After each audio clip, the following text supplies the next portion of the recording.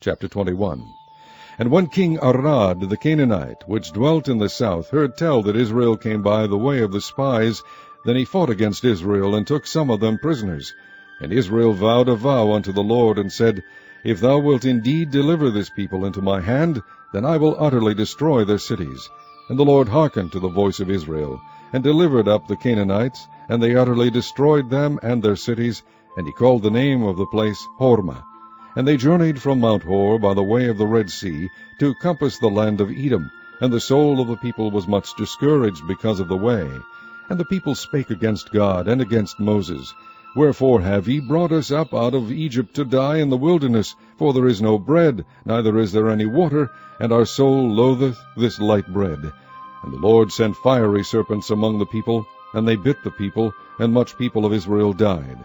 Therefore the people came to Moses, and said, We have sinned, for we have spoken against the Lord and against thee. Pray unto the Lord that he take away the serpents from us. And Moses prayed for the people. And the Lord said unto Moses, Make thee a fiery serpent, and set it upon a pole, and it shall come to pass that every one that is bitten, when he looketh upon it, shall live. And Moses made a serpent of brass, and put it upon a pole, and it came to pass that if a serpent had bitten any man, when he beheld the serpent of brass, he lived.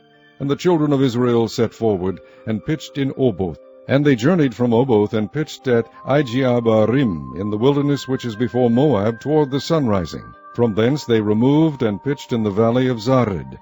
From thence they removed, and pitched on the other side of Arnon, which is in the wilderness that cometh out of the coast of the Amorites. For Arnon is the border of Moab, between Moab and the Amorites.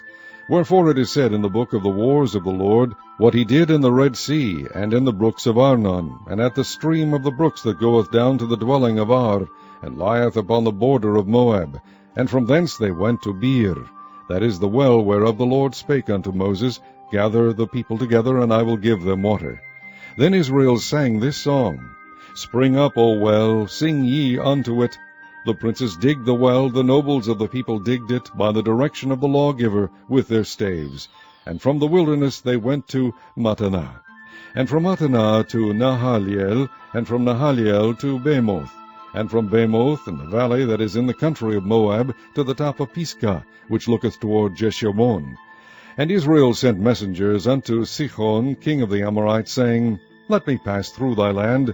We will not turn into the fields or into the vineyards. We will not drink of the waters of the well, but we will go along by the king's highway until we be past thy borders. And Sihon would not suffer Israel to pass through his border, but Sihon gathered all his people together, and went out against Israel into the wilderness. And he came to Jahaz, and fought against Israel. And Israel smote him with the edge of the sword, and possessed his land from Arnon unto Jabbok, even unto the children of Ammon, for the border of the children of Ammon was strong.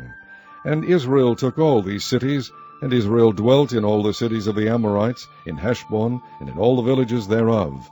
For Heshbon was the city of Sihon, the king of the Amorites, who had fought against the former king of Moab, and taken all his land out of his hand, even unto Arnon. Wherefore they that speak in Proverbs say, Come into Heshbon, let the city of Sihon be built and prepared. For there is a fire gone out of Heshbon, a flame from the city of Sihon. It hath consumed Ar of Moab, and the lords of the high places of Arnon. Woe to thee, Moab! Thou art undone, O people of Chemosh. He hath given his sons that escaped, and his daughters into captivity unto Sihon king of the Amorites. We have shot at them. Heshbon is perished even unto Dibon, and we have laid them waste even unto Nophah, which reacheth unto Medeba. Thus Israel dwelt in the land of the Amorites.